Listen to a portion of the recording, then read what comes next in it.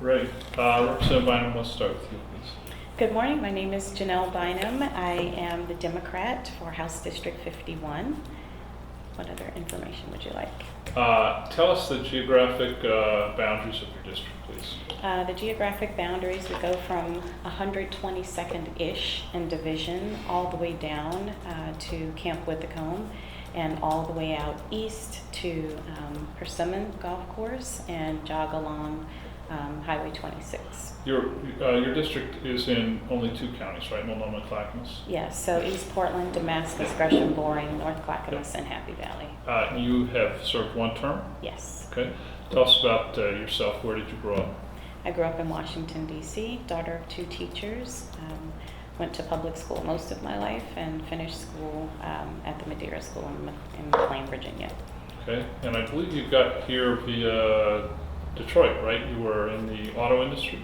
After I graduated from college, I worked for General Motors in Saginaw, Michigan. How long did you do that for? I worked there 6 years. When did you, then from there to here? From there to here. What brought you to Oregon? My husband's mom said she was retiring from the family business. She was a McDonald's owner-operator, and she encouraged us to come and learn the business. So this was right after September 11th, where I was an international supplier quality engineer, and things changed internationally. So that job wasn't going to be the same anymore. So we moved here to work in the family business. How many restaurants did you have then? Or what? We had 0. Right, but how many were in the family business at that time? I think she had 5, maybe. Okay. And you started with some, but added more, I think we discussed earlier. You start with 1 at a time. That's Okay. how the company formula allowed us to grow. And what, they want to see you perform and then they'll let you take another one? Yeah, it's changed since then. Yeah. The economies have changed, but yeah. And you have how many now? We have 4. So is 4 times as difficult as having 1, or? Is 4 times as I think it's exponentially harder. So can you enjoy, I mean, there are economies of scale that are kind of built in, right? You get to purchase napkins or drink cups or whatever at the same rate whether you have 1 or 4. Right, but the fixed costs, like you need supervisors, you need maintenance people. You know, right now, if you don't have 7 or 10, it's almost like having 1. Okay. So. All right, great. We'll come back to that because we want to talk about minimum wage and family leave and different things that affect small businesses. Mayor, tell us about yourself, please. Thank you. So I'm Lori Chavez DeReamer and mayor of Happy Valley and candidate for District 51. The geography, I think, was very well explained, and I like the ish because it's so amazing. One house in one street and not in another, and sometimes you're knocking and thinking, oh, this isn't my district, how can this be? It's so ish that it's hard to explain. Think that district was gerrymandered? Oh, definitely, for sure, for sure. Well, I think it isn't even so much that as a representative representing a whole district, but for like Happy Valley, I have 6 legislators that I have to call just for Happy Valley. So when you look at it in that respect, does gerrymandering help or hurt? And you know, like I said, there are 6 different districts that have part of Happy Valley. That's right. Yeah, 3 senators and 3 representatives. So when I want something for 21,000. It's calling 6 different legislators. So I would imagine that's true in lots of districts. But anyway, so I was born and raised in Central California, Hanford, California, a small farming community, where both my parents were farm kids growing up. Did you grow up on a farm? No, I grew up in, what was town. I mean, it was about 12,000 people. So I grew up in town. My dad worked for Safeway Milk Plant. He was a union laborer. My mom worked for Pacific Bell most of my life. And I met my husband there, whose dad was a walnut processor, rancher, but my grandfather was grapes, and my brother's a farmer now, and so that farm community. But met my husband in high school. I attended Fresno State, where I have a business degree in business management. My husband has a medical degree, and it was after college that I put him through medical school, and we moved kind of around the country. What kind of doctor? He's an anesthesiologist. Okay. So moved around the country. How'd you end up in Oregon? Yeah, we decided we had twin daughters who were 6 years old, and we thought, where do we want to raise our family? We'd heard we'd never been to Oregon a day in our lives in 2000, and I thought we wanted to come back to the West Coast. We traveled out here, and we knew we could live in Oregon, and my husband took a job at Kaiser. And at that time, Kaiser Sunnyside was hiring, and then you had to live within 15 minutes of a hospital for on-call. Mm-hmm. So this booming community of 3,000 people called Happy Valley was where we picked. So that is how we knew no one. We had just moved here. It was in 2000. In 2000, right. So you became mayor of Happy Valley in 2010, right? That's right. So- Yes. So during the recession, that was right in the middle of it. Mhm. Happy Valley, I believe, had the highest rate of foreclosures in the state, or just about. Yeah. So how has the town changed from a managerial point from then to now, from 2010 to now? Right. So I was on city council since 2004, so Okay. served 6 years prior before I was elected as mayor in 2010. So in 2004-05, we saw a great economy. We were building lots of homes and transitioning from a bedroom community into a balanced community. And then with the market downturn of 7 and 8 and then climbing out of that, it's taken some time, but now we are back to building the 200 to 300 homes, but having a lovely time of businesses wanting to insert themselves in a community to have those amenities, whether it be service, whether it be restaurants, whether it be corporations. So What's the we've population now? almost 22,000. I think the census showed in 17, 21, 200 something. I would imagine now with 18. Do you have I'm sorry, I should know this, but do you That's have your okay. own police force, or do you contract with We Clackamas County? we still contract with Clackamas County. And at what point does it make sense to have your own police force? Well, I'm not sure it's going to make sense at any point just because of the economies of scale, right? When working with different service districts, it's always beneficial because when you're talking police force, you're talking training centers. Yeah. While you can work with the jail, you still have to have holding facilities, and that's just a bigger animal. What about fire? Yeah, no, we contract with Clackamas Fire District.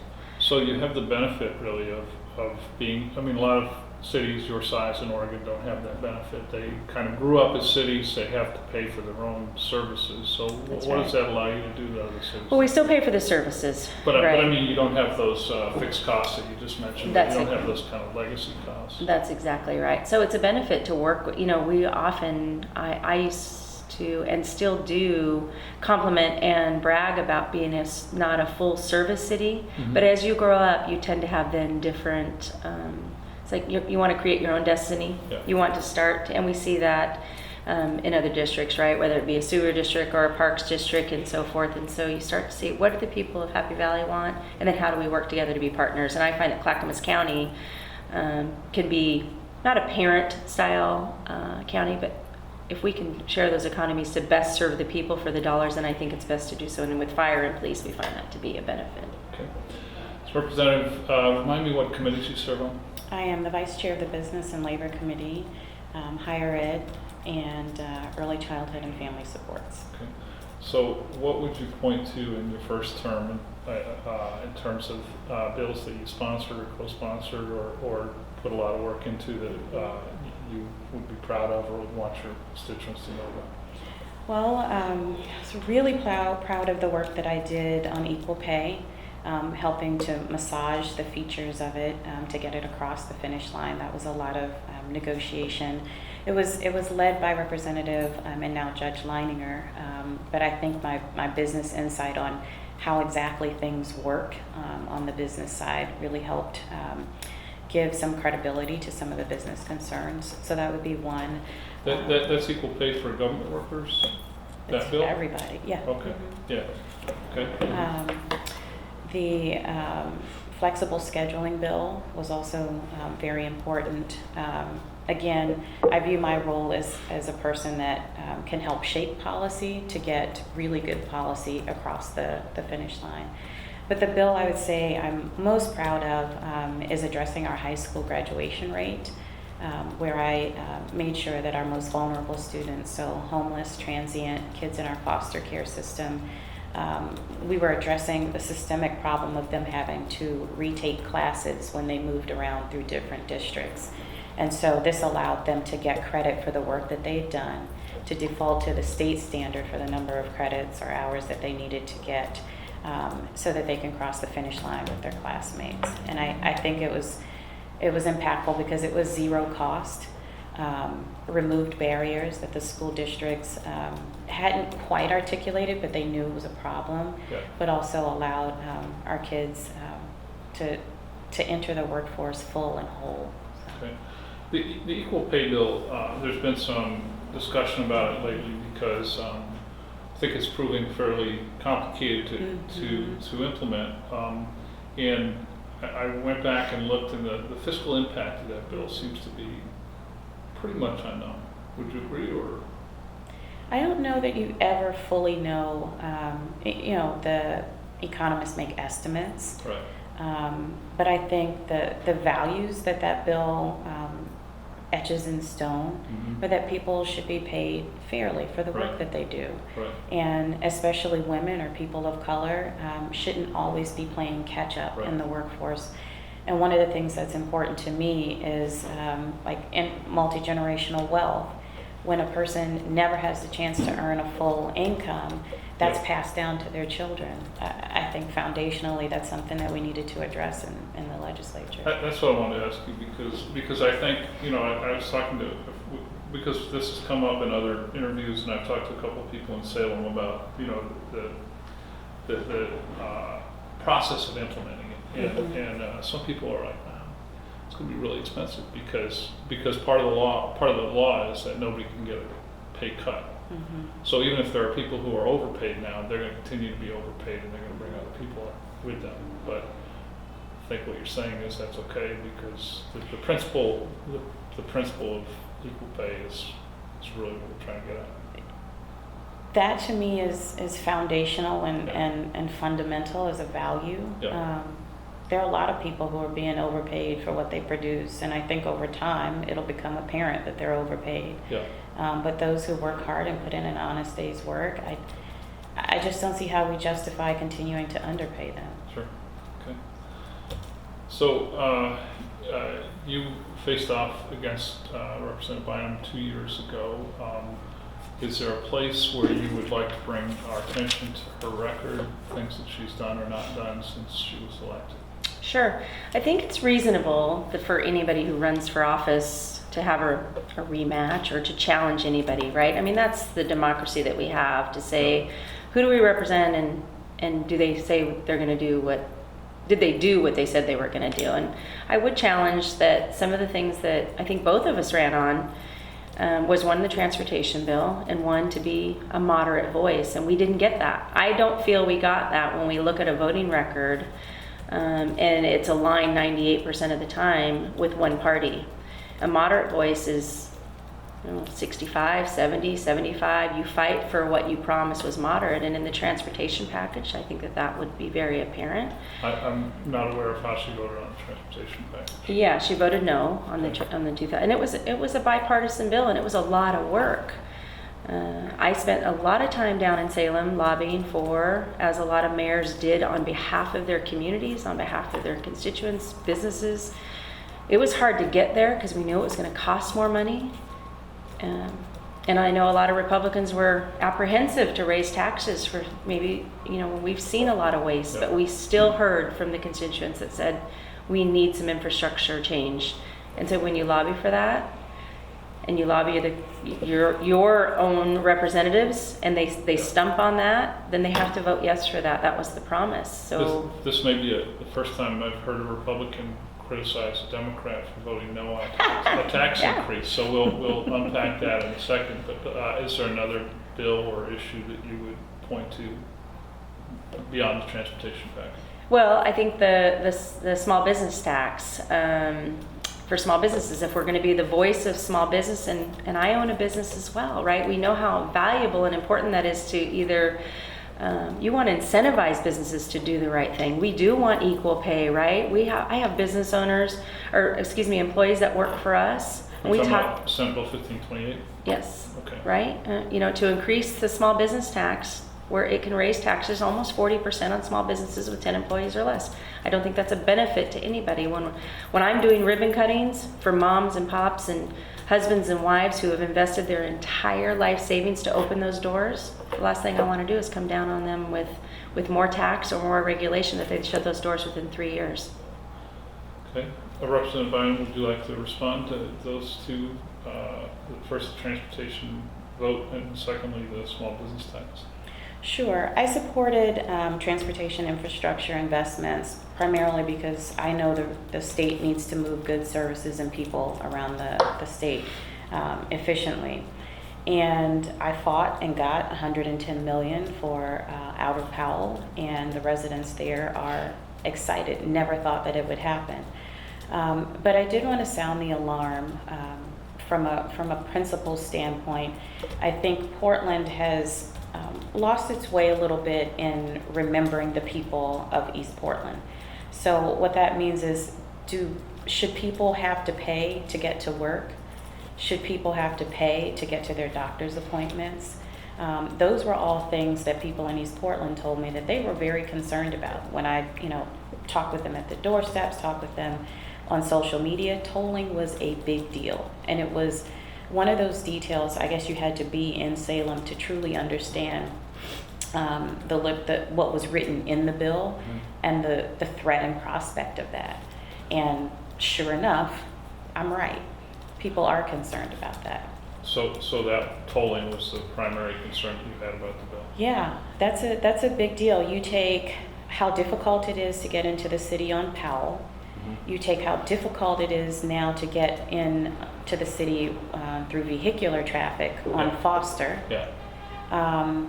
How else are people supposed to get in? Division has a lane so you want them to use the major routes, yet you're going to toll it.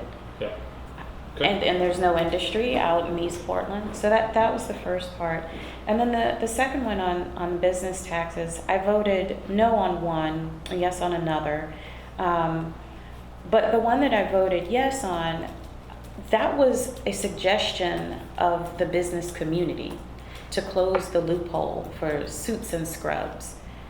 I sat at that table. I listened. That was never intended to be implemented that way. And that's what my testimony was. I think that as a legislature, we need to remain flexible, and we need to make sure that whatever money we're investing in tax credits or tax deductions, that they return the benefit that we expect them to. And if they don't, we remove them. So remind me, you voted yes on which bill? There was one bill that was closing a tax loophole, Okay. Suits and scrubs, that's what I remember it as. And then there was the other one, I think that was, it was later in this, I think it was a 2018 session that was, I think it was related to the Trump tax cuts. Okay. And you were So no on that?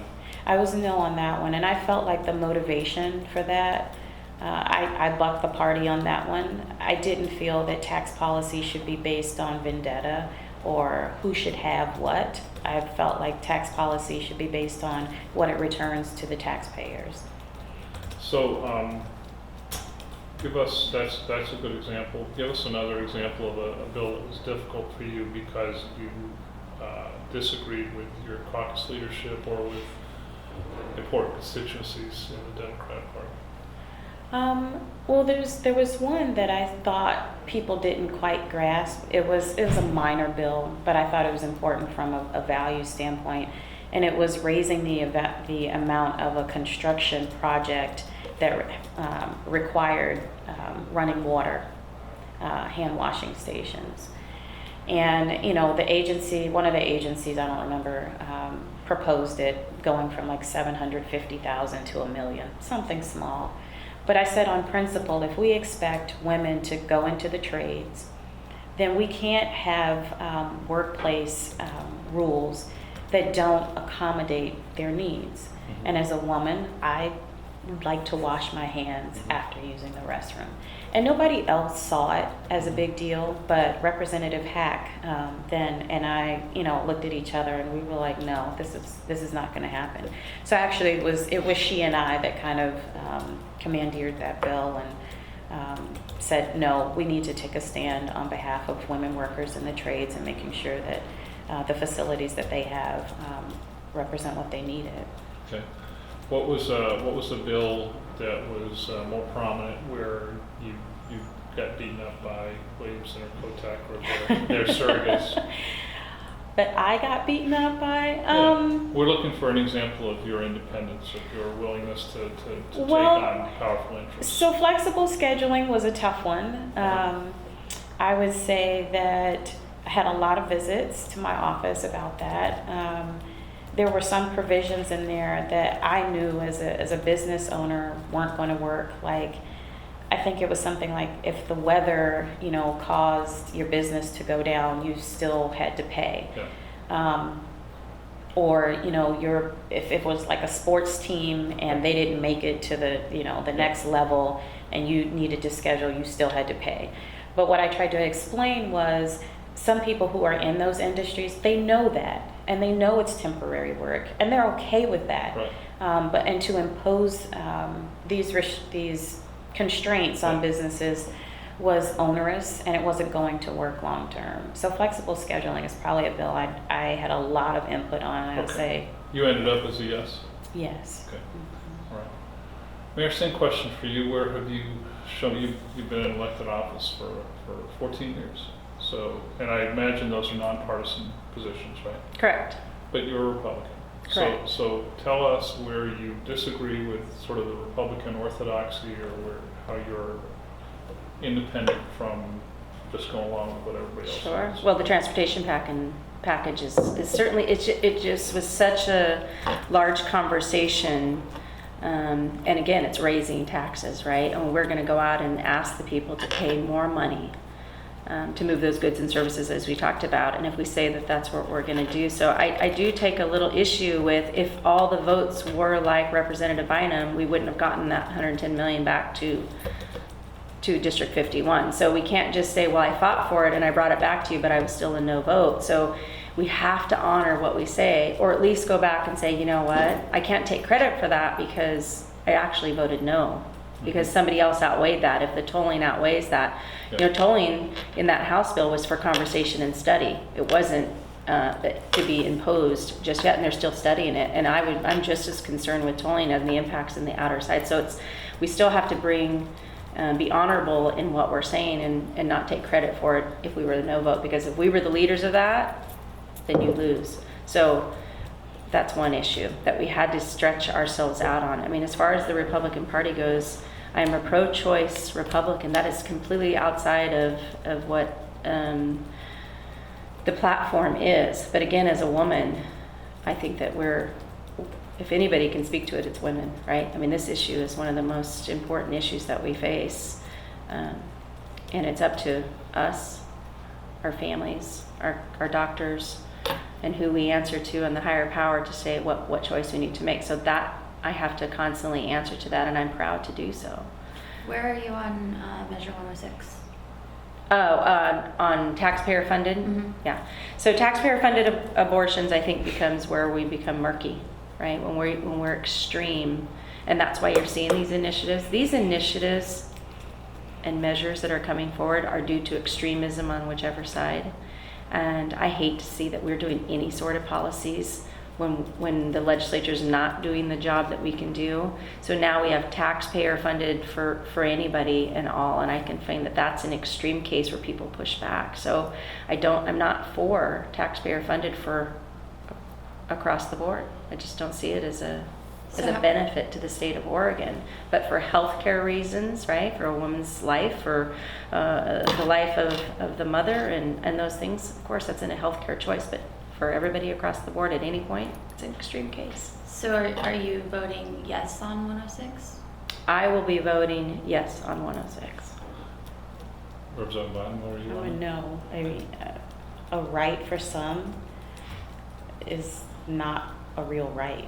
A right for the rich is not a real right. What does the rich have to do with that?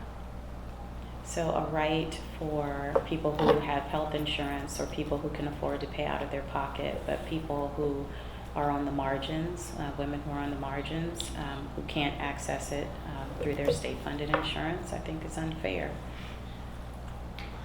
Measure 103, which would block taxes on groceries and perhaps a whole host of other things. That's a bit of a debate. Where are you on Measure 103? So I'm a no. I think that's just more gridlock. I don't think it's a problem that actually exists. I'm not, let me be very clear, my interest is not in ever taxing groceries.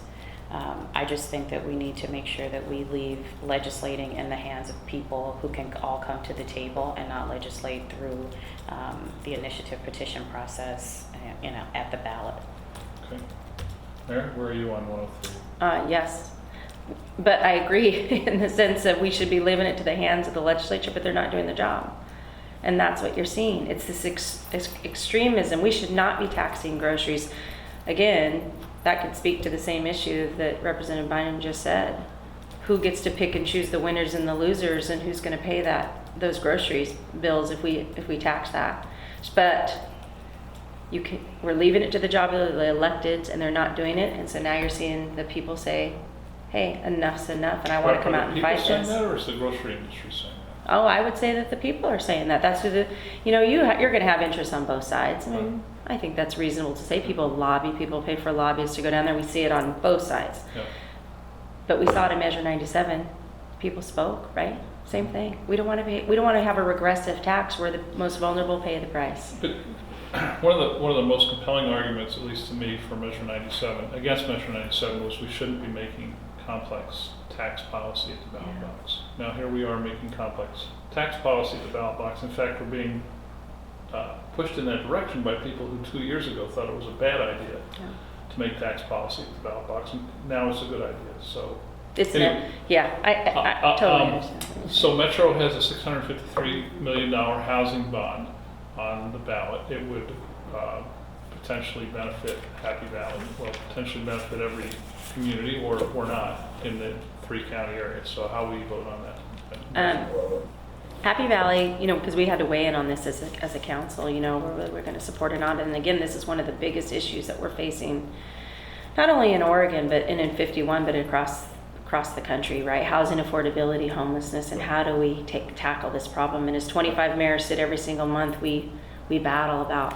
Yep. We all agree housing has to come first if we're going to one, assist anybody in affordability, and two, in the homelessness problem. $750 million though to Metro, with no real specifics on how they're going to spend it. We're talking 2,000 units. We're talking a couple $100,000 a unit. Is it really going to solve the crisis? I would contend that it's probably going to be a bigger problem to have. Not to mention, we're so impacted right now with building. Who's going to do the building, right? What are they going to do with the dollars? It's not spelled out enough for me to support that this is the route to go. I've not seen Metro do a good enough job with Was the that things the we've done. position of your entire city council? Yeah, the city council didn't. The city council chose not to weigh in on it. Okay. Yeah, not to send a letter So- of support at this time. Okay. And so you'll vote no on this? Yeah. Okay. Representative? So I'm a yes on it. My feelings on housing and homelessness, to me, lead me to the conversation of what are the economics of the issue. We've talked about adding supply. This adds supply.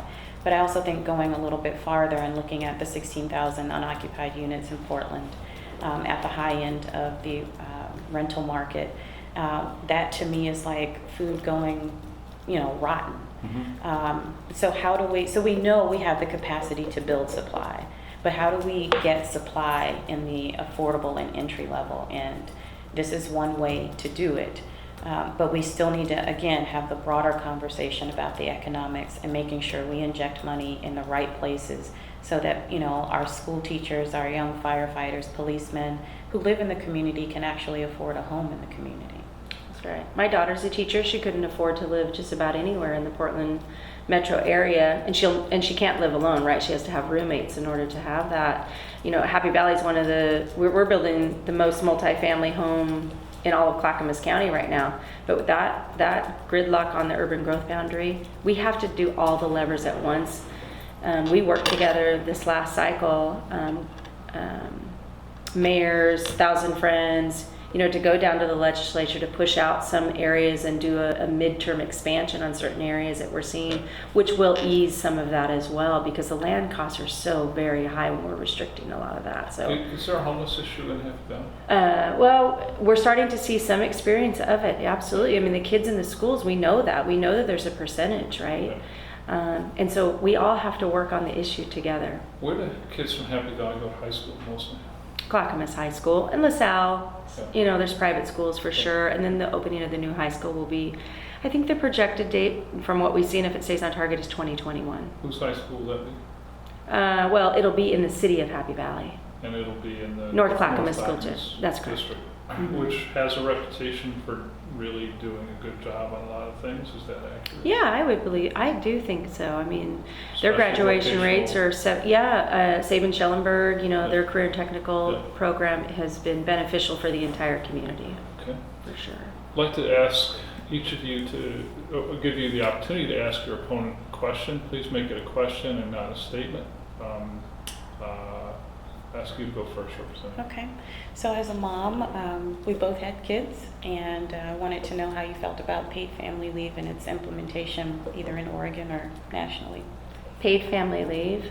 Yeah, I mean, we have paid family leave, right? We offer it to our employees. We employ, I think, almost 90 either nurses or MDs in our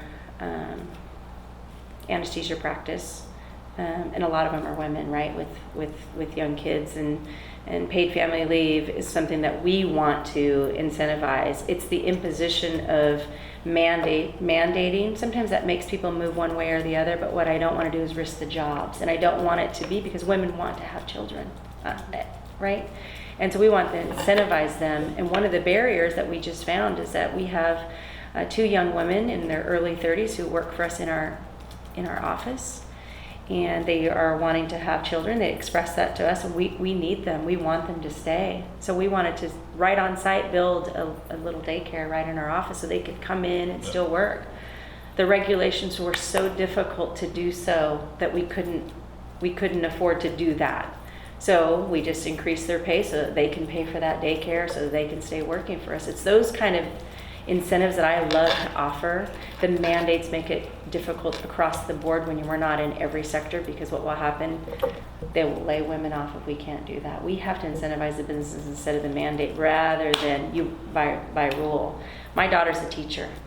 My other daughter's in law school. I want them to have the opportunity to have those families, equal pay, all the same, and I think it's how we get there is what we start. I want to make sure I understand the distinction you're making here. So you're a supporter of mandated family leave, Yes. and you are an opponent of mandated. I'm not sure if I'm an opponent of mandate, because when we say that, it means we don't care. That's not a true No, I statement. think you made, Yeah. but the bill, the legislation, Yeah. you would not have voted for. No.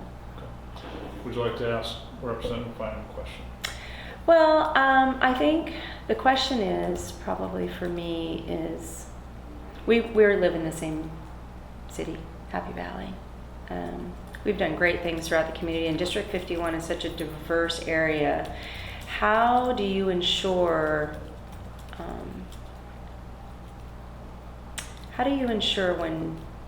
when you're down in Salem that you're representing everybody on the same equally for the district, being as diverse as it is, whether it be East Portland, Clackamas, Happy Valley, Damascus. I mean, we're such a diverse community. How do you ensure that you represent them fairly with what you say and then actually what you do?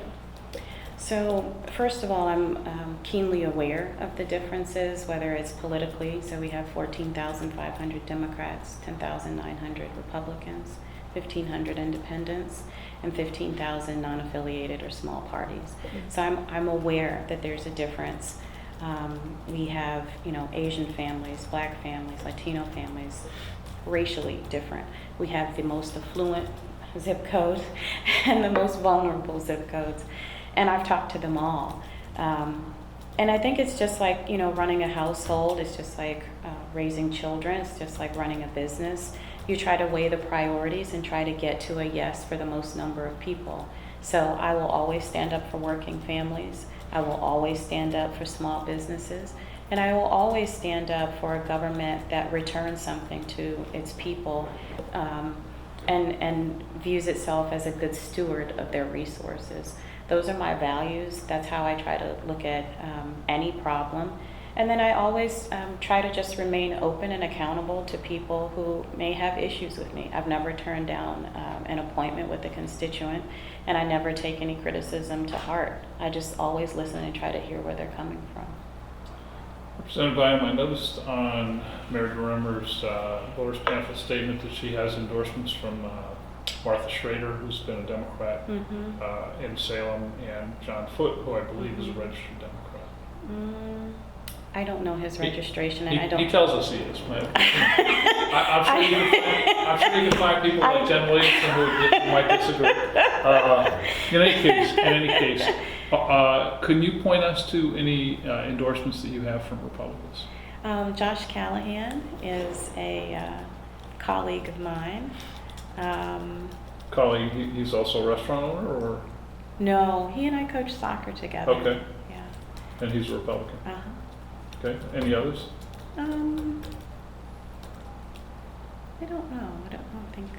Okay. I don't think off the top of my head. No. Okay. All right. We would like to ask you both the question that we're asking. Do you have any other questions before we go to the final question? I'm curious who each of your largest donors are. Do you want me to go first? So I'm proud to be here on behalf of working families everywhere. At this point in time, SEIU I think is my largest donor, but it keeps changing day to day. We're, buying TV ads, but collectively that PAC takes small increments from each of its members, and collectively they support my candidacy. I think my individual largest donor is Junkie Yoshida, a business owner in Troutdale area.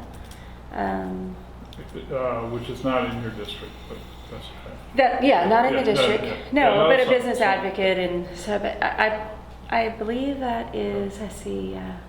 I haven't looked actually, to be honest. So, with you, so but 5,000. you I think it was. collectively set the record last time for most expensive house race ever, and I was looking at your numbers today. We're not there yet. Are we going to get there? Going to break that record? I'd like to get big money out of politics, to Yeah. be honest with you. I'm not super proud of that. Yeah. Yeah. Okay, so our last question is a question that we're asking every candidate this year. It's a very easy one, and it will not embarrass anybody, I don't think. Okay. So, and it is, what are you afraid of? And some people have thought about spiders or scary movies, and some people have thought about, more global thoughts, like, that we'll never see world peace, or that I'll be incapacitated before I die. So, can be lighthearted, can be very serious. Mayor, we'll go for you first, please. What am I afraid of? Yeah. Well, I am afraid. I do not watch scary movies, so that in general I just will not do. And it's the suspense ones that jump out and scare me with the music. It's not a slash of a throat, but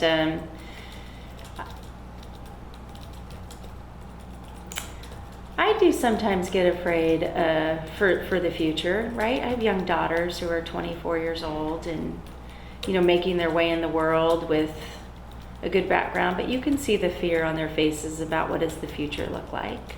I think that you see it in the young face, and you often think, wait, did I feel that way? Did I think that way when I looked at my parents or adults? And I don't remember feeling fearful, but I can see it sometimes when they make a call and say, Mom, got this going on and this going on. But I think there's some uncertainty in the world, and it does push back, and you do want the future to be bright always. And so opening doors, I think, is a good thing. Leading the way, I think, is important for them to know that as women, we can be such a strong voice for our communities, and it has to start at home and in school, and so. But for all kids, there's just a little uncertainty out there. I'd like to calm that. Okay, great. Representative? Well, falling is my biggest fear. I was pregnant 4 times, and And I always just remember feeling just unsafe and kind of wobbly. And now, as I'm knocking doors, it's still my biggest fear because people leave their hoses out. And they leave, they leave kids' shoes and toys and scooters. And so I'm super careful when I'm on the doors. Have you ever taken a bad fall that left you feeling? Yeah, my husband does the laundry, and he put the towels like right in my path on the way to the bathroom, and so we've had conversations about that. Okay. All right. Well, thank you both for coming in. It's been great. Thank you. Thank you.